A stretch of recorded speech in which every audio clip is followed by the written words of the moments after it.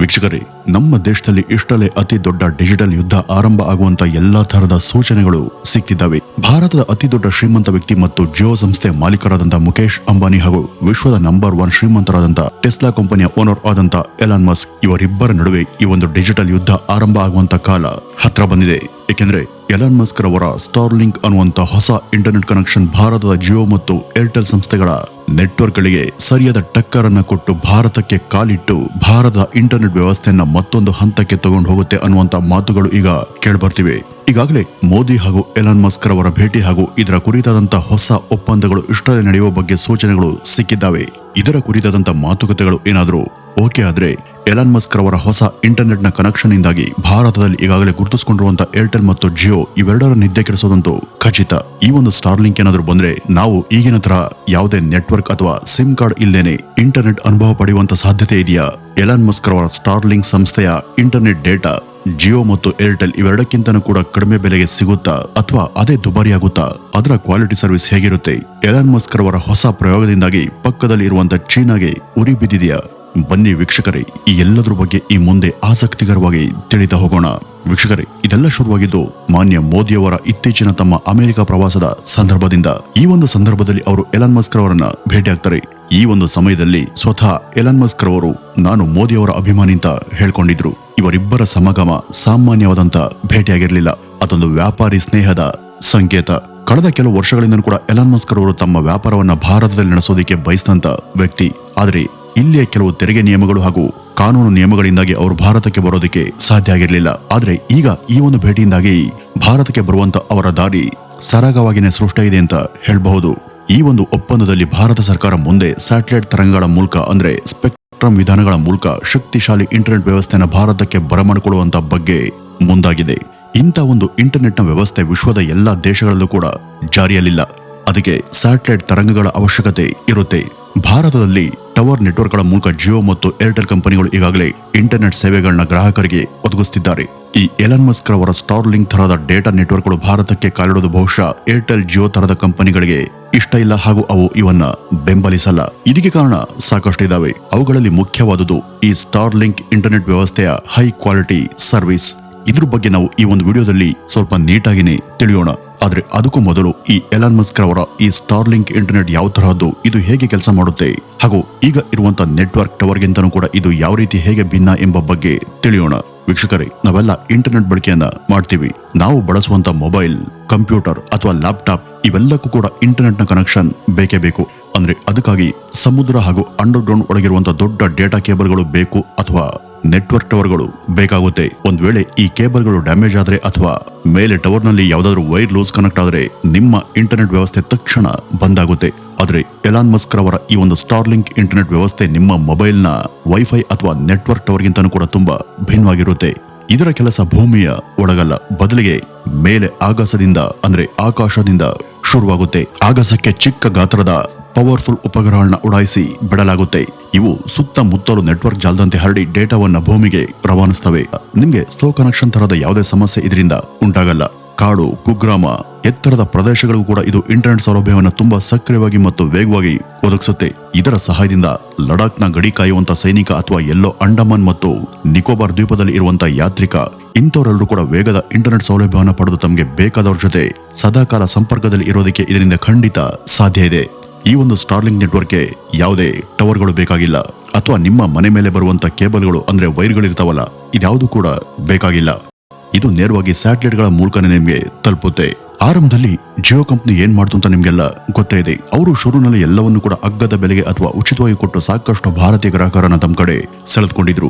ಇವತ್ತು ಜಿಯೋದ ಇಂಟರ್ನೆಟ್ ಹಾಗೂ ರೀಚಾರ್ಜ್ ದರಗಳು ಏರಿಕೆಯಾಗಿದ್ರು ಕೂಡ ಅವ್ರ ಬಳಿ ಕೋಟಿಗಟ್ಟಲೆ ಅದರ ಬಳಕೆದಾರರು ಇದ್ದಾರೆ. ಈಗ ಹೊಸದಾಗಿ ಕಾಲಿಡುವಂತ ಸ್ಟಾರ್ಲಿಂಕ್ ಸಂಸ್ಥೆಗೆ ಇಲ್ಲಿಯ ಸರ್ಕಾರನೇ ಏನಾದರೂ ಕಡಿಮೆ ಬೆಲೆಗೆ ಅಥವಾ ಸುಲಭವಾಗಿ ಲೈಸೆನ್ಸ್ ಅನ್ನು ಕೊಟ್ಬಿಟ್ರೆ ಅವರು ಬಹಳ ಬೇಗ ಏರ್ಟೆಲ್ ಮತ್ತು ಜಿಯೋ ಗ್ರಾಹಕರನ್ನ ತಮ್ಮ ಕಡೆಗೆ ಸೆಳೆಯೋದಂತೂ ನಿಶ್ಚಿತ.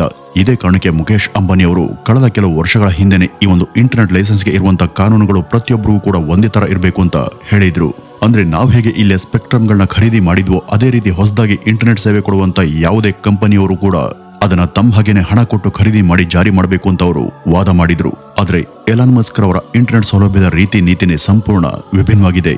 ಇನ್ ಮುಂದೆ ಎಲಾನ್ ಮಸ್ಕ್ ಹಾಗೂ ಅಂಬಾನಿ ಈ ರೀತಿ ಮೊದಲಾದವರ ನಡುವಿನ ವ್ಯಾಪಾರದ ಯುದ್ಧ ಭೂಮಿಯ ಮೇಲಲ್ಲದೆ ಆಗಸ್ತಲ್ಲೂ ಕೂಡ ನಡೆಯೋದನ್ನ ನಾವೆಲ್ಲ ಕಾಣಬಹುದು.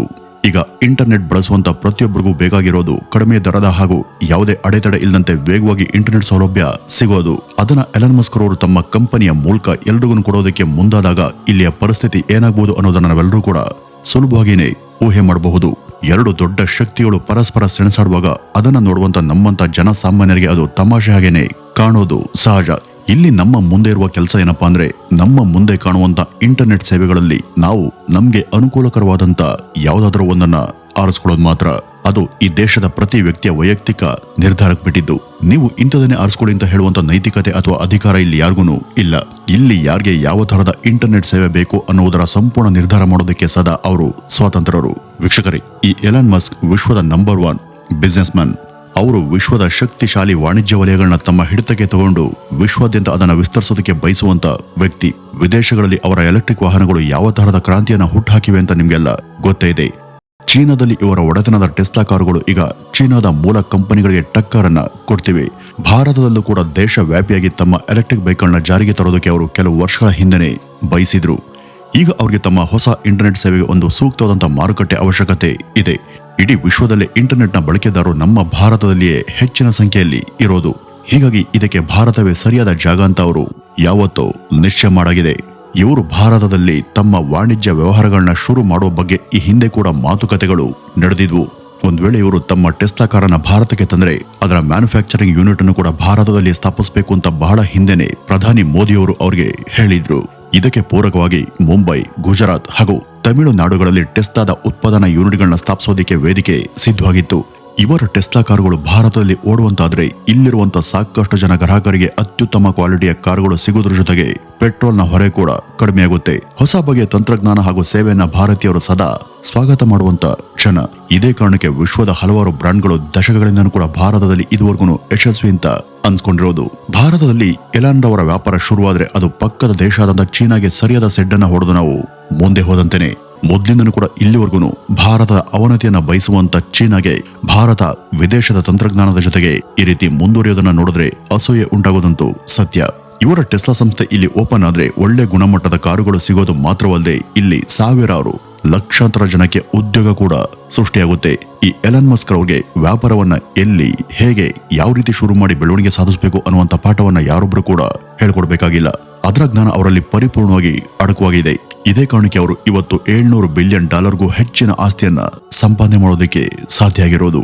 ಒಂದ್ ವೇಳೆ ಇವರು ಭಾರತದಲ್ಲಿ ಇವರ ಇಂಟರ್ನೆಟ್ ಸೇವೆಯನ್ನ ಕೂಡ ಮಾಡಿದ್ರೆ ಶುರುವಿನಲ್ಲಿ ಜಿಯೋ ಕಂಪನಿಯವರು ಮಾಡದ ಹಾಗೆ ಅತ್ಯಂತ ಕಡಿಮೆ ಬೆಲೆಗೆ ಇವರು ಅದನ್ನ ಶುರು ಮಾಡ್ತಾರೆ. ಕ್ರಮೇಣ ಅದು ಯಾವ ರೇಂಜ್ಗೆ ಹೋಗಿ ಮುಟ್ಟುತ್ತೆ ಅನ್ನೋದನ್ನ ನಾವು ಕಾದು ನೋಡ್ಬೇಕು. ಈಗಾಗಲೇ ಅಮೆರಿಕದ ಕೆಲವು ಕಡೆ ಇವರ ಇಂಟರ್ನೆಟ್ ಸೇವೆ ಜಾರಿಯಲ್ಲಿದೆ. ಅಲ್ಲೆಲ್ಲ ಸಾವಿರಾರು $1,000 ಹಣ ಕೊಟ್ಟು ಆ ಜನ ಇಂಟರ್ನೆಟ್ ಸೇವೆಯನ್ನ ಪಡೀತಾರೆ. ಆದ್ರೆ ನಮ್ಮ ದೇಶದ ದೃಷ್ಟಿಯಿಂದಾಗಿ ಇಲ್ಲಿಯವರು ಅಷ್ಟೆಲ್ಲ ಹಣ ಕೊಟ್ಟು ಇಂಟರ್ನೆಟ್ ಸೌಲಭ್ಯ ಪಡೆಯುವ ಸ್ಥಿತಿಯನ್ನ ಇನ್ನೂ ತಲುಪಿಲ್ಲ.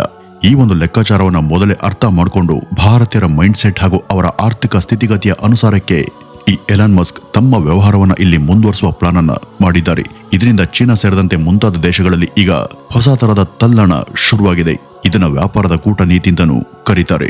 ಅಂದ್ರೆ ತಮ್ಮ ಶತ್ರುವನ್ನ ವ್ಯವಹಾರದ ಉನ್ನತಿಯಿಂದಾಗಿ ಹಿಂದಿಕ್ಕಿ ತಾವು ಮುಂದೆ ಸಾಗುವಂತ ಬಗೆ. ಒಟ್ಟಿನಲ್ಲಿ ಇದು ಭಾರತದ ಟೆಲಿಕಾಂ ವಲಯದಲ್ಲಿ ಹೊಸ ಕ್ರಾಂತಿ ಹಾಗೂ ಸಂಚಲನ ಉಂಟುಮಾಡೋದಂತೂ ನಿಶ್ಚಿತ. ಇವರ ಇಂಟರ್ನೆಟ್ನ ಸೌಲಭ್ಯ ಇಲ್ಲಿ ಜಾರಿಗೆ ಬಂದ್ರೆ ಆಗ ನೀವೇನ್ ಮಾಡ್ತೀರಾ?